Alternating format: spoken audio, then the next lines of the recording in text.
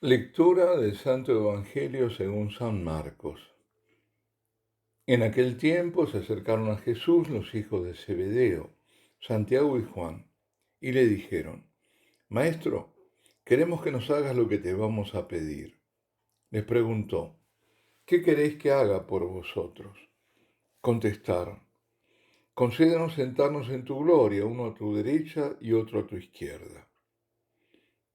Jesús replicó: ¿No sabéis lo que pedís? ¿Podéis beber el cáliz que yo he de beber o bautizaros con el bautismo con que yo me voy a bautizar? Contestaron: Podemos. Jesús les dijo: El cáliz que yo voy a beber lo beberéis, y seréis bautizados con el bautismo con que yo me voy a bautizar. Pero sentarse a mi derecha o a mi izquierda no me toca a mí concederlo, sino que es para quienes está reservado. Los otros 10, al oír aquello, se indignaron contra Santiago y Juan. Jesús, llamándolos, les dijo: Sabéis que los que son reconocidos como jefes de los pueblos los tiranizan y que los grandes los oprimen. No será así entre vosotros. El que quiera ser grande entre vosotros, que sea vuestro servidor, y el que quiera ser primero, sea esclavo de todos. Porque el Hijo del Hombre no ha venido a ser servido, sino a servir y dar su vida en rescate por muchos. Palabra del Señor. Nosotros, como canta el salmista, tenemos puesta nuestra confianza en el Señor, porque sabemos que Él es misericordioso. Esa es nuestra fe, y por eso nos acercamos con seguridad a Dios, para alcanzar misericordia y para encontrar la gracia que nos auxilie cuando la necesitamos. Creemos en Jesucristo. Creemos que por su pasión y muerte recibimos su justificación, su perdón por nuestras miserias, cuando las reconocemos y arrepentimos. Jesús de Nazaret es el Mesías profetizado por Isaías, que esta es de paso la primera lectura, el siervo sufriente de Yahvé, que cargó sobre sí nuestros crímenes. Él es el Salvador, el único Salvador. Y esto, queridos hermanos, debemos repetirlo e insistir. Jesucristo es el único Salvador de los hombres. Debemos hacerlo porque en este tiempo de indiferentismo religioso, de relativismo moral, nos quieren hacer creer que todos son caminos de salvación, que todas las religiones son equivalentes y que son como lados de una montaña que lleva al mismo fin. Ante esa mentira, ante esa traición a Cristo y a la verdad, debemos proclamar sin miedo que solo Jesucristo salva, ningún otro.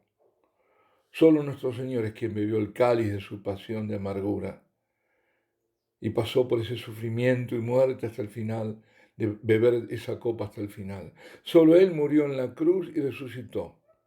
Y todo lo hizo por amor, por nuestra salvación. Hoy a esta verdad se la rechaza, porque la relativización es un rechazo artero. En tiempos del Señor, antes de su pasión, los suyos no alcanzaban ni siquiera a vislumbrar qué significaba la salvación y qué debía ser el Mesías para salvarnos. Qué lejos estaban aquellos hijos de Zebedeo de comprender la misión de Jesucristo, de entender en qué consistía la salvación y quién en verdad era aquel rabí Jesús. ¿Quién podía imaginar al Dios encarnado que venía a morir para salvar a los hombres? Sin embargo, llegaría el momento en que lo comprenderían y dieran ellos también la vida por él. Santiago, hijo de Zebedeo, fue el primer apóstol en recibir el martirio. El último se dice que fue Juan, su hermano, otro que murió de viejo, pero tuvo que pasar por el tormento.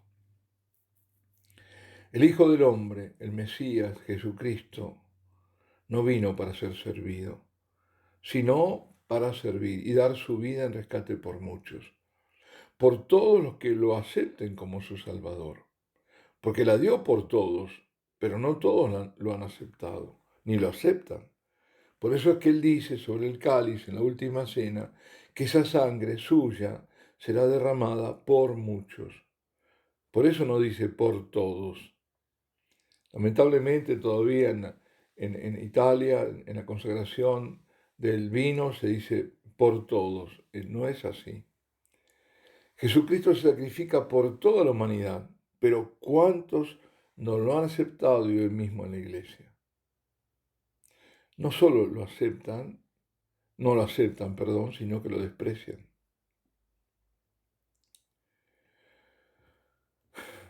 Quien seas, oye bien esto. Si tú lo desprecias y te parece o crees o te hacen creer que cualquier otro te ha de salvar, pues ya te estás condenando. Y para que nadie se confunda, para que se entienda el sacrificio que estaba a punto de ir al encuentro, en el gesto del lavado de pies de la última cena les muestra a los apóstoles que él vino a servir. Y lo hace en esa misma cena en la que se da anticipada, real y sacramentalmente en los signos del pan y del vino. Tomad y comed, esto es mi cuerpo. Tomad y bebed, esto es el cáliz de mi sangre. Lo hizo cuando también consagró a los primeros sacerdotes de la nueva y eterna alianza. Haced esto en memoria mía. Fue su mandato, el de perpetuar el sacrificio con él, su presencia, y dio inicio al banquete sacro de comunión, donde él es pan de vida eterna y la sangre del cáliz es de salvación. Pues en esa ocasión que se arrodilló ante los suyos, que es como decir ante nosotros que creemos en él se arrodilló, el Señor de señores, el Rey de reyes, y otros le niegan arrodillarse, no porque no puedan, sino porque no quieren, o no porque no hayan podido, sino porque no han querido. Y otros más niegan a otros arrodillarse, se lo prohíben, pero unos y otros están en la iglesia, aunque no son de iglesia. Jesucristo nos da ejemplo, siempre nos da ejemplo. Ejemplo de servicio, ejemplo también de hacerse uno de nosotros, identificarse con el más pequeño y sufrido. Lo que hacéis a uno de estos pequeños, a mí me lo hacéis. Hace un tiempo recibí un testimonio conmovedor. Una joven madre espera un niño y le diagnostican que por las observaciones se manifiesta una enfermedad grave en la criatura. No hay esperanza de vida. El bebé moriría en su vientre, había que abortar. Daba el nombre de la enfermedad, síndrome de Edwards. Si total no iba a vivir, mejor apurar el destino y liquidarlo enseguida. Eso le decían. Eso es lo que la madre recibía de los que le aconsejaban, médicos y otros, pero ella resistía. Al enterarse de esa enfermedad terrible, que no había esperanza alguna, grande era su sufrimiento. Pero lo peor, cuenta ella, es que me recomendaban matarlo, descartarlo. Total, vendría otro, le decían. Corrió a ver a un sacerdote amigo para contarle su tragedia y para decirle que había decidido seguir con el embarazo. Le dijo, lo voy a tener en reparación por toda la manipulación genética que hice para poder tener hijos. Inseminaciones artificiales, in vitro, congelación de embriones, lo cual le pesaba enormemente porque los tomaba como abortos, que en realidad son todos los que se descartan, los embriones. Todo sufrimiento entregado en reparación por 8 embriones congelados durante 2 años que fueron muriendo en el proceso de descongelación y por todos los niños que se abortan. El sacerdote la abrazó y aprobó su decisión. No, lo mismo hubiera hecho yo, ¿no? En tanto, las personas conocidas le decían que debía abortar, que era egoísta traerlo al mundo enfermo, pues si lograba sobrevivir sería en condiciones terribles. La mamá estaba convencida que la voluntad de Dios era que quisiera seguir adelante. Ante el Santísimo le pedía poder llegar a bautizarlo, conocerlo, tenerlo en sus brazos. Cada semana pasaba por ecografías para ver si vivía o no. Nació por cesárea y con dificultades para sacarlo. Lo bautizaron, continuó yo ahora con su relato, en sus palabras dijo: fue hermoso, me lo trajeron y era tan pequeño, 1,5 kilos. Tan bello, tan indefenso, su llanto me recordó al de un corderito, pues por su dificultad pulmonar apenas podía llorar y respirar. Le dijimos cuánto lo amábamos y dejó de llorar. Giró su cabecita, me miró fijo y en ese silencio de amor profundo escuché a Jesús que me susurró al oído estas palabras: gracias por no haberme matado.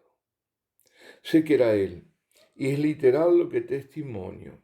Era audible su voz majestuosa, con autoridad, tierna, dulce, piadosa y misericordiosa.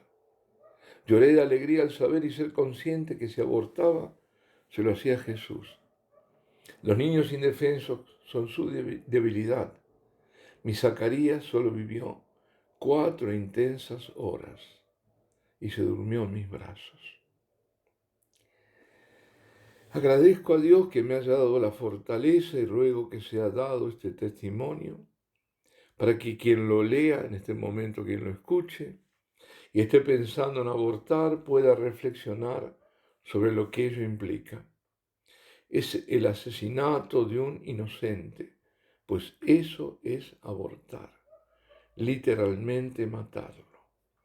El pequeño no tiene manera de defenderse.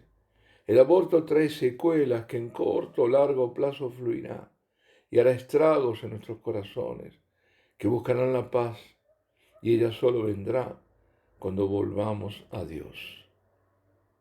Para aquellos que lo hicieron, que abortaron, no teman, que se acerquen a Jesús, se arrepientan de corazón, se confiesen y Jesús, en su infinita misericordia, los va a abrazar con ternura.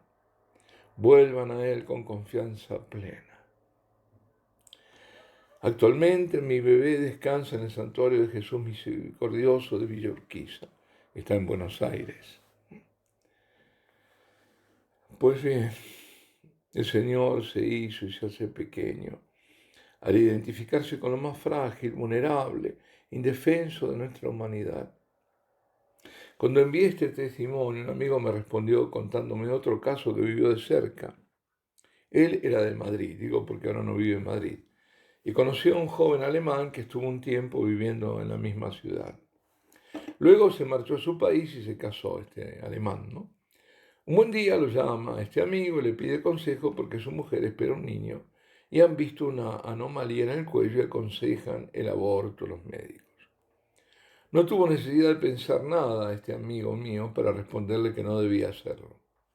Se lo dijo de un modo contundente y quizás rudo, porque el alemán se ofendió. No supo más nada de él hasta que medio año después el alemán lo llama para pedirle que sea padrino del niño.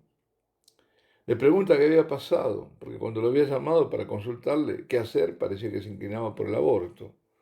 Pues le contó que al final habían repensado y en el momento de la decisión de no abortarlo, él abrazó a su mujer, acercó su cabeza al vientre de ella y escuchó una voz nítida: Ich bin, yo soy. Como les dijo nuestro Señor a los suyos de entonces, nos lo dice a nosotros, los suyos de ahora. Sabéis que los que son reconocidos como jefes de los pueblos los tiranizan y que los grandes los oprimen. Sí, Señor. Y ahora lo vemos con mayor patetismo que antes, porque todo está quedando al descubierto. Las máscaras caen. Pero mientras oprimen, tú estás con nosotros todos los días, siempre. Y nos prometiste, y tu palabra es eterna y no cambia, que las puertas del infierno no prevalecerán sobre tu iglesia. Por tanto, donde veamos que se metió el infierno en la iglesia, sabemos que esa no es su iglesia. Muy simple. Los otros días comenté que hace 2 años habían hecho una muestra en Roma sobre el infierno y habían traído la obra de Rodin, La Puerta del Infierno. Los católicos, el verdadero pueblo de Dios, se movilizó y el mismo día muchísimos fueron a rezar a la puerta del paraíso del Baptisterio de Florencia, que es la obra esa magnífica de Lorenzo Ghiberti. En tanto, por toda Italia también rezaron el Santo Rosario. Esto fue hace 2 años atrás. Todos los días sabemos de una o más iglesias que son quemadas. Estamos en guerra. Quienes opusieron la oración, el rosario, a la muestra del infierno y esa puerta, que tanto dice para quien quiera entender, porque Satanás tiene y exige sus ritos, digo que quienes opusieron el rosario eligieron el arma correcta. Debemos reparar por las ofensas a Dios, por los desafíos diabólicos a Dios y a todo lo que es santo, por los abortos, por los silencios cobardes y cómplices de quienes callan. Reparar e interceder ante tanto crimen porque ese crimen no queda impune ante Dios. Reparar ofreciendo la Eucaristía y penitencias, ayunos, tener nuestras horas de adoración, de reparación. Respondamos a tanto amor del Señor con amor. Digámosle, Señor, tú eres mi Dios y mi Señor. Te amo, Señor, y me arrodillo y me postro ante tu divina majestad y ante la grandeza de tu misericordia y de tu amor de redención.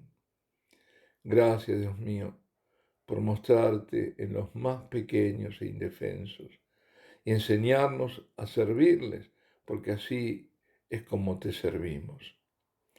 Que en cada momento de adoración nos abramos a tus gracias, las tantas que derramas cuando estamos contigo, adorándote. Defendamos a los pequeños indefensos, resistamos siendo iglesia y aprendamos a servir como tú has servido. Alabado sea Jesucristo.